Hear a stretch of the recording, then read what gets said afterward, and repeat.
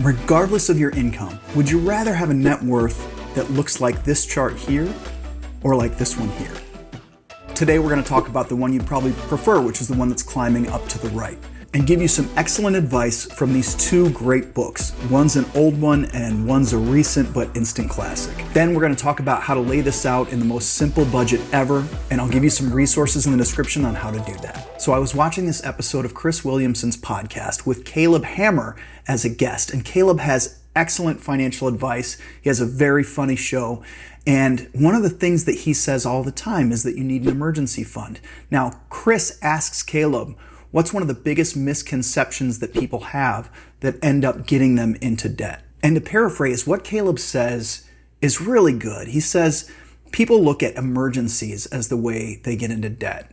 And they think it's when the emergency happened that drove them into debt. But it's often all of the time before that. It's the lack of preparation. It's not saving up enough so that when that big emergency comes, they've got it covered, or at least they've got enough so that they don't need to use credit cards to cover it.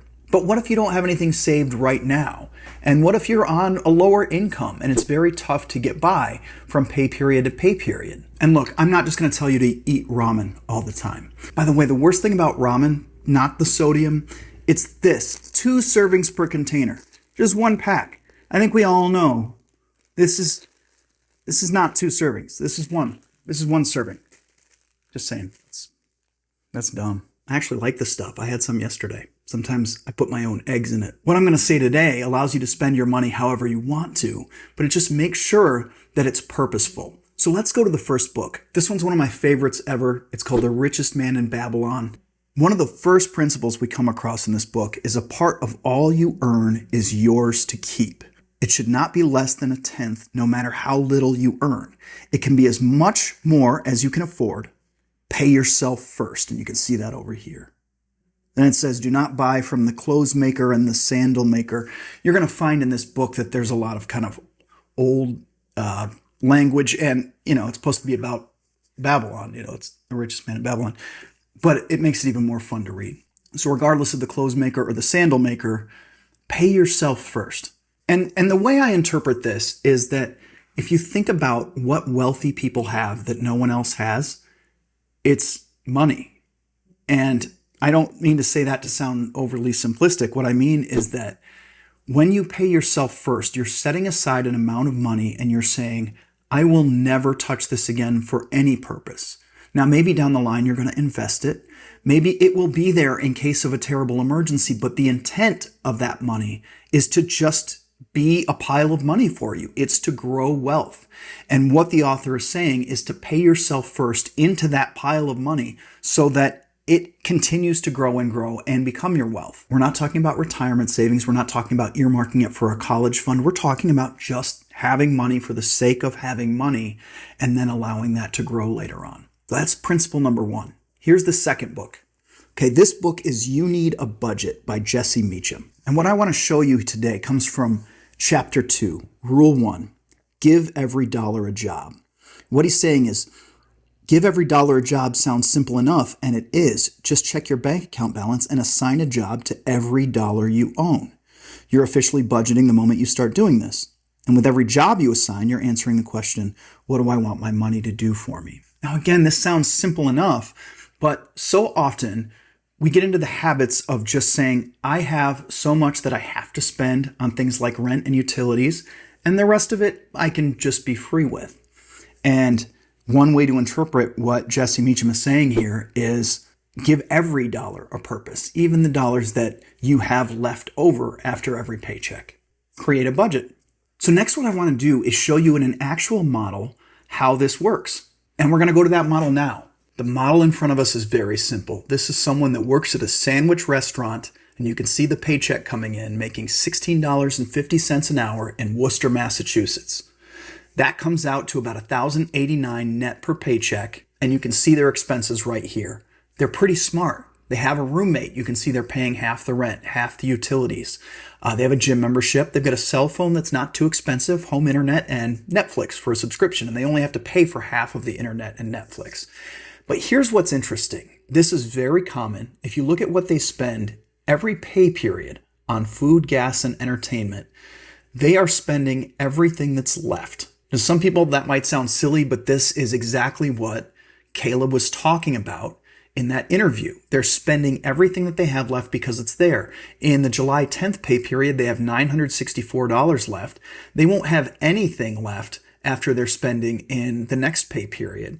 And so what they're doing is saying, whatever's left, I'm just going to make sure I have enough in checking to kind of cover everything, and then I can spend the rest. And you can see that in their checking balance. You can see they start with $1,500. That's because they just got paid. They have to pay all their bills. They end up with $411.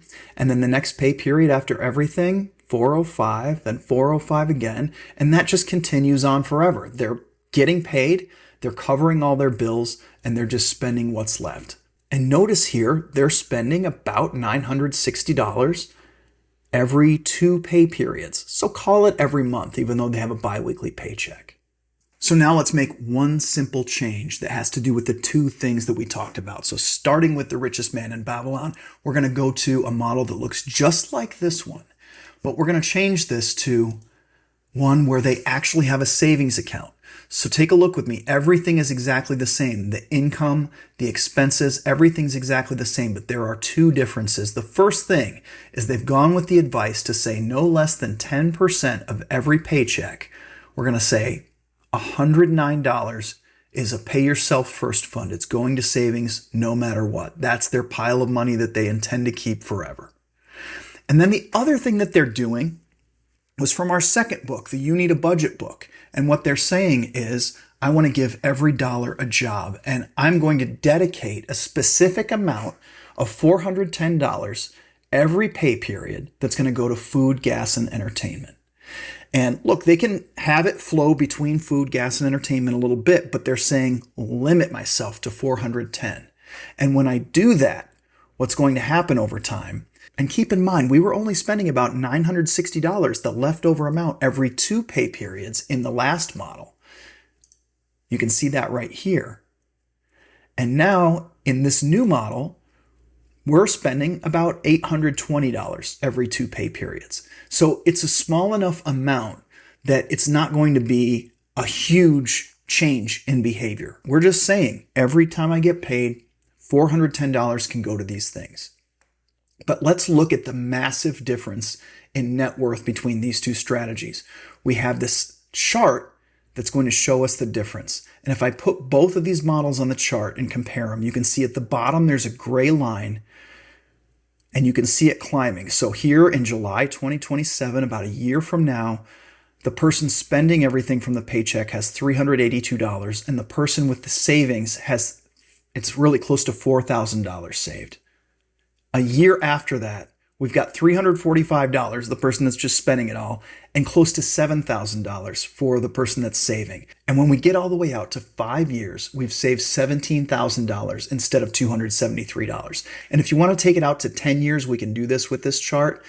We've got $37,000 versus $135. And I did plug in a small 3.5% annual percentage yield on this person's savings account. That's very achievable in today's market in a high yield account, but the difference is massive. The difference in just that small change in behavior, paying yourself first and then giving intention to your spending and making sure that you always hit that discretionary food, gas, and entertainment number.